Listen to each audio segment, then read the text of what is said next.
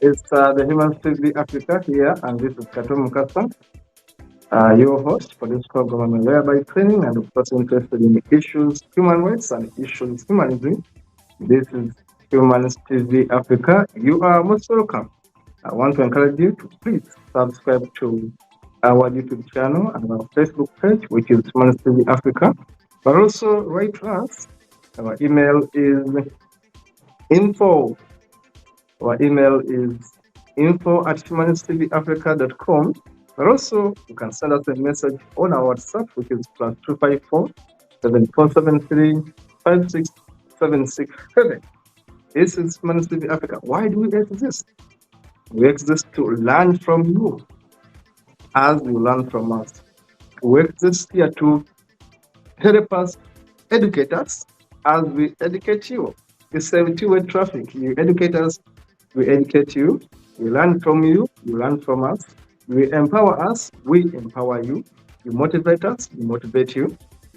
That is the symbiotic relationships we want to develop with our viewers, with our audience. We want to empower, inspire, motivate, educate, entertain here and there, but of course, inform our audience and be able to move hand in hand with our audience. Remember, we are a registered NGO.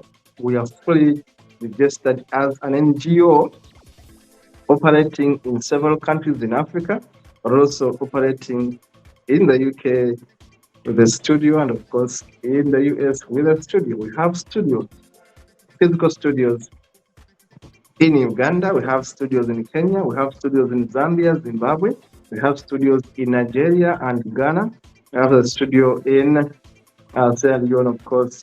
In a way, we are opening up more studios across the globe, and we are calling for volunteers to join us. Please write to us and say, I want to be part of Humans TV Africa. I want to be a journalist with you. I want to be a lawyer with you. I want to be an administrator with you. I want to be a human resource with you. Whatever profession you have, we are going to share your expertise with the world. We are going to give you platform free of charge. You don't pay us to feature on our TV. We are an NGO. We shall give you a platform to share your views and impact on the world. Remember to write to us. The email is right there. Today, I'm talking about human rights. Human rights in Uganda. And the program is Human Rights Watch Uganda. Human Rights Watch Uganda. And specifically today, I'm talking about the right to demonstrations, the right to civil disobedience. I told you, my name is Kato Mukasa. I'm a trained lawyer, a Ugandan trained lawyer who has worked in Uganda and who knows how messy human rights situations are in my country.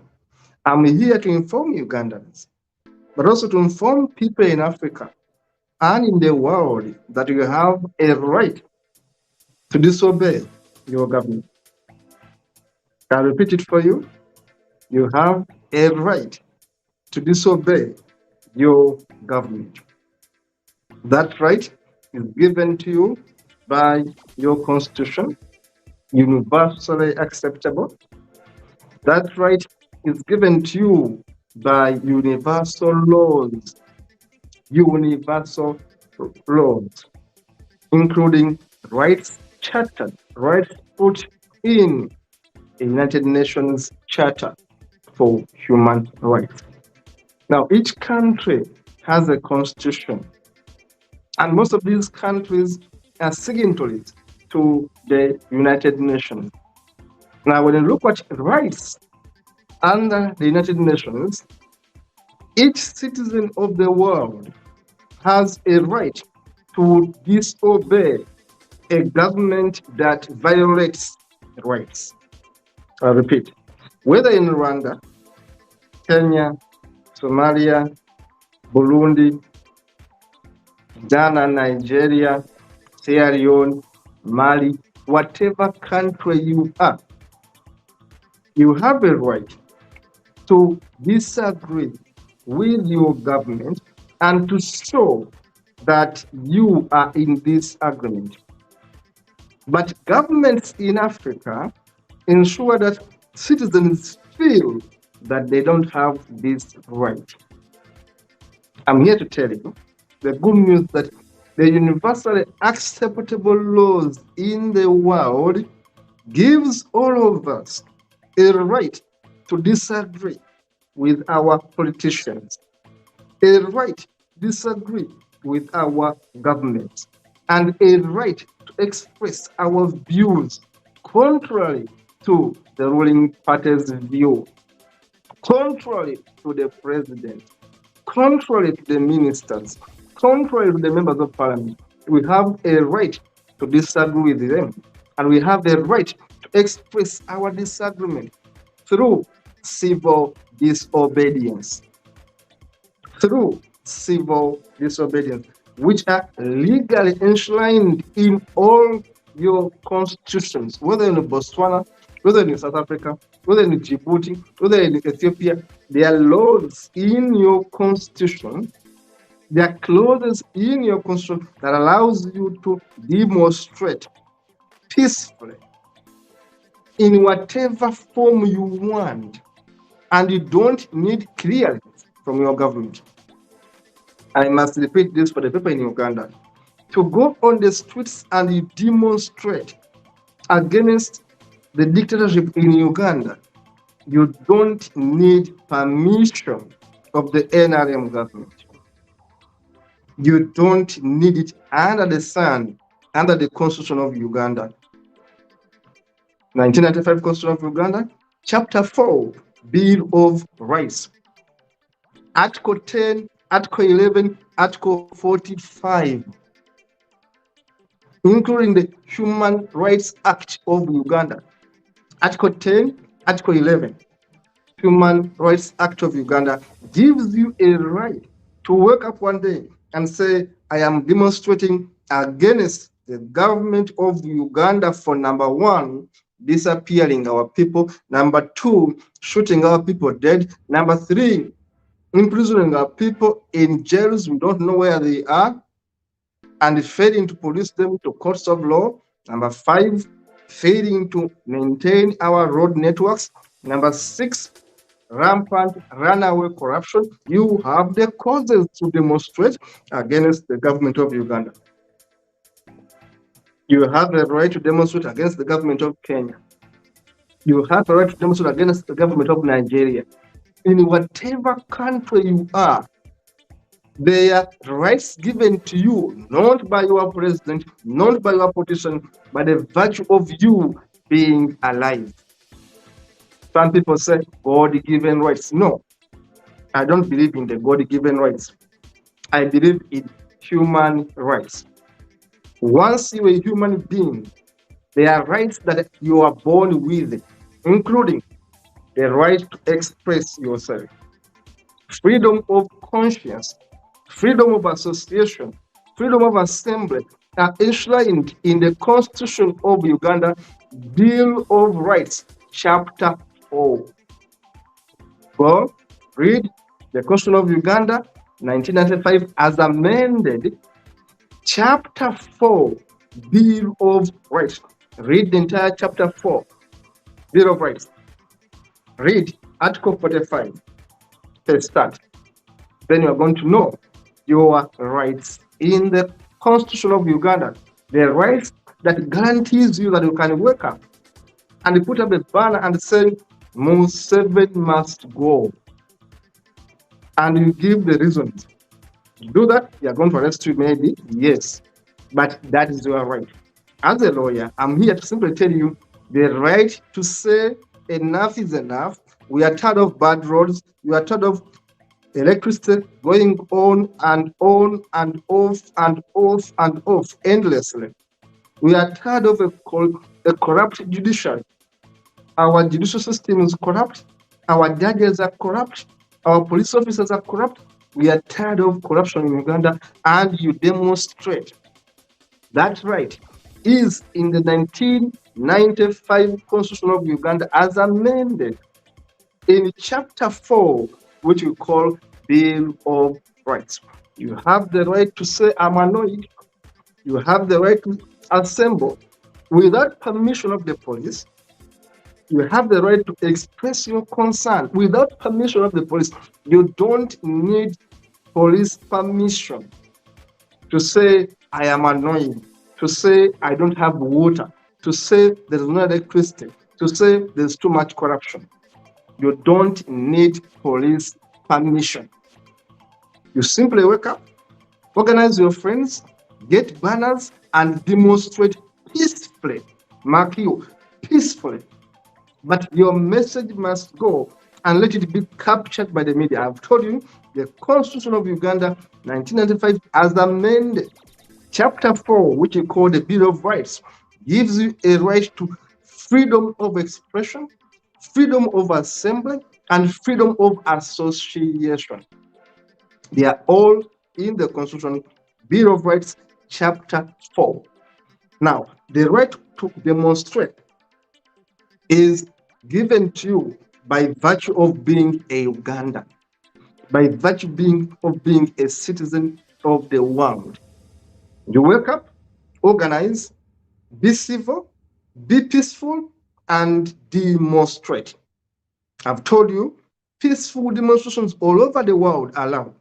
In the UK, where I am right now, people condemn the Prime Minister and go away. People post all manners of things. People actually go to the office of the Prime Minister with banners and complain civilly, and complain peacefully, and say enough is enough, this policy is wrong, this is not good. People demonstrate. Be it in the US, people go to Capitol Hill and demonstrate. Sometimes they become violent, yes, but they demonstrate. In Uganda, why is it so hard for Ugandans to demonstrate? Because the regime has put so much fear in your heads. You no longer think that we have a right to demonstrate. But yes, you have a right to demonstrate. Now, I've just told you, the Constitution of Uganda allows you to demonstrate, but demonstrate peacefully. Number two, you don't need permission of the police, because the Public Order Management Act that stopped you from demonstrating was actually overruled by Mwangati Vumbi case and others. The act, the POMA Act, Public Order Management Act, which usually stopped you from demonstrating, was overturned. Similarly, the Police Act had clauses that stopped you from demonstrating. Those clauses, those articles were challenged in the Constitutional Court and quashed. It means to that the Police Act is null and void as far as demonstrations are concerned. I repeat, the Police Act is null and void as far as demonstrations in Uganda are concerned, as far as freedom of assembly is concerned, as far as freedom of association is concerned, as far as freedom of free speech is concerned. The President of Uganda has no right to tell you what to speak. The judiciary in Uganda has no right to tell you what to speak and when to speak it and how to express yourself. You have a right to call to order the President of Uganda. You have a right to call to order all politicians in Uganda. Dennis, I'm going to invite you to showcase those photos showing people attempting to come together and assemble, and yet the government of Uganda does not allow them to assemble.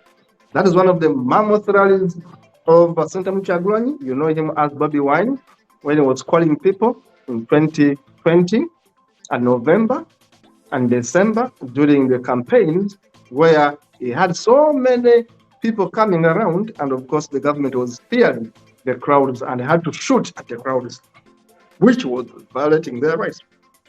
You have the right to assemble. Then it's very fast, please. In July 2022, students at my former school, my school is called Blessed Sacrament Kimanya, demonstrated and they were expelled. Those daughters, those girls, that is my former school. I was the head prefect in that school. I say it here on camera. I was the head prefect in that school. It's a big school. It's a very powerful school. I was their head prefect in 1996, and I was expelled because I exercised my right as a citizen to demonstrate against a bad regime that managed that school. Now, many years later, July 2022, students demonstrated, and that school chased these students indefinitely. Then it's continued. Indefinitely. Now, this is Samuel Mugumya, who was arrested and disappeared after demonstrations. This guy was arrested by the government of Uganda and disappeared and was taken to Congo, where he was enslaved for over 8 years. Samuel Mugumya was made a slave in captivity in Congo by the government of Uganda and was imprisoned for over 8 years. Why? Because of demonstrations. You can see him there. He was demonstrating. When that day he was arrested, he was disappeared. He was taken to Congo, where he spent 8 years in prison. When he came back, he had to flee to Germany. Right now, he's an asylum seeker in Germany. Why? Mugumya demonstrated against the bad regime of Uganda, and what they did was to arrest him and disappear him in the Congo. Our government of Uganda, organized with the government of Congo, syndicated erroneously against the rights of Mugumya, and he was arrested and imprisoned for 8 years in Congo, not in Uganda, his motherland, in Congo. When he got his freedom, he had to run away to Germany, where he is right now as an asylum seeker. Then, talking about right to demonstration, housewives also demonstrated, by the way. It was very funny. April 2022, housewives in Uganda demonstrated. You can imagine the right to demonstration. Then let's continue. Housewives demonstrated that they wanted trips to Dubai, very, very funny things. You know, instead of demonstrating on something very serious for them, they wanted trips to Dubai, demanding their husbands to give them the right. Now, in May 2021, National Unity Platform politicians demonstrated through prayers. You can see them, these funny guys here, demonstrating through prayers. That was their right. That is a part of demonstration. You can demonstrate through prayers. But what happens when people demonstrate? The Uganda army, not even the police, the Uganda army is moved out of the barracks. They put them on the streets to beat people and shoot people dead. When people demonstrate in Uganda, what does the army do? The army is brought out and the army beats people, intimidates people, and shoots people dead. Then it's very fast, please. You can see the vehicles, the army vehicles that are always littering our villages, our streets, whenever people try to demonstrate. Now here, in 2021 March, market vendors demonstrated. You can imagine people are trying to demonstrate in Uganda to show their discomfort. 2021 March, market vendors in Uganda demonstrated. This was good. They are on their knees and they are saying enough is enough. I'm showing you when people rise up and demonstrate. These are NUP supporters. In March 2021, NUP supporters, National Unity Platform demonstrations, were high in gear, and I really supported them to demonstrating. Here you see, when journalists were covering news, the army and the police roughed up journalists and beat them up. Journalists were not even spared during these demonstrations. You can see, this was again November 2021. The army was everywhere on the streets because people were demonstrating. Yet, as I've told you, Article 45 of the Constitution of Uganda gives you a right to demonstrate. Chapter 4 of Bill of Rights gives you a right to demonstrate. You can imagine, 20th November 2020, government militias killed over 100 demonstrators in Kampala. You can always check it. BBC actually had to make a documentary, I think, about that. 20th November, those army goons, men not in uniform, but from the military barracks, went to the Kampala streets and killed over 100 people who were demonstrating on the streets of Kampala. Now you can see, at that very time, on 18th of November 2020, Museveni, the president of Uganda, had Bobi Wine, the main challenger, arrested, and he went on TV to say he was happy that this young man was tortured. You can imagine a president of a country proudly saying, I'm happy this man was beaten, he was tortured. Because of that, there were demonstrations on the 19th of November and then 19th of November, where 100 people were shot dead, as you can see in those photos, where 100 people demonstrated and were shot dead. November 2020, the deaths were 18th and 19th of November 2020. And people were rounded up on 18th November and put on military vehicles and disappeared, as you can see in that image. People were put in vehicles and disappeared. And that is the leader of opposition there in Uganda, Bobi Wine, moving around and, of course, showing his discontent and demonstrating. Today, as I talk, Member of Parliament, Derek Nyeko, was planting banners in the potholes of Kampala Road. That was a part of the demonstration. That's the Member of Parliament right there of the National Unity Platform Party, planting bananas right in the middle of the capital city. Why? Because the capital city is full of potholes. A Member of Parliament today just planted bananas in the roads full of potholes. At the same time, we have government doesn't care about people, roads are full of potholes, and then people are now demonstrating in this format. When you find a pothole, please put there a banana stand. This is when the government is going to wake up.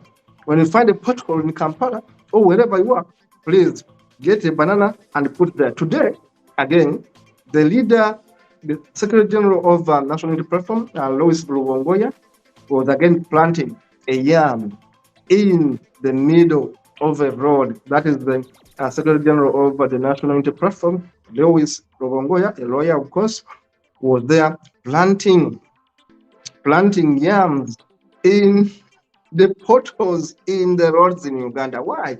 As a lawyer, he knows he has a right to show discomfort. You can go ahead and demonstrate peacefully. Say we are tired of bad roads, and here we are as lawyers, as civil rights activists, as human rights activists, as community leaders. We are going to say we want better roads. Don't pick guns, don't pick stones, don't pick pebbles, don't pick logs. Simply use peaceful methods to show that you are not happy with the regime today. The ruling party, the opposition party, its Secretary General, lawyer Lois Rubongoya, demonstrated by planting yams in the several potholes in the city in Uganda. You can't imagine, viewers, how could a capital city have such poor roads when our ministers are given salaries which an MP in UK cannot earn. When our members of parliament are given salaries which a member of parliament in the United Kingdom does not earn. But a country as Uganda is affording to give its politicians so much money when roads are into such a state. That's why people today are demonstrating by planting bananas in the middle of the roads in the capital city of a country. Remember Article 45 of the Constitution. Remember the Human Rights Act, Article 11, Article 10, all of them gives you powers to demonstrate. It has been a very good show. Thank you so much for being part of it. We shall be back with more of this. Share, like, subscribe. Keep it live here at Humanist TV Africa. See you in the next one.